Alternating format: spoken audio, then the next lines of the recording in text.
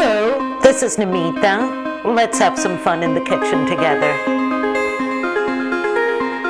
Good old chai, loved in the West and brought from the East. Spices and teas sought after by Marco Polo, Christopher Columbus.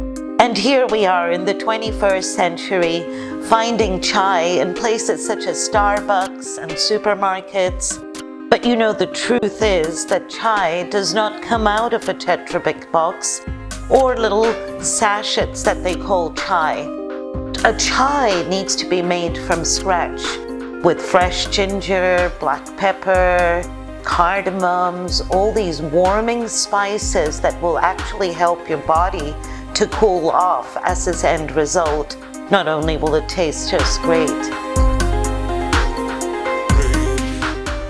Thank you for watching. Do follow us on Insta, Facebook, and Twitter. Otherwise, visit nimita'scuisine.com for more fun.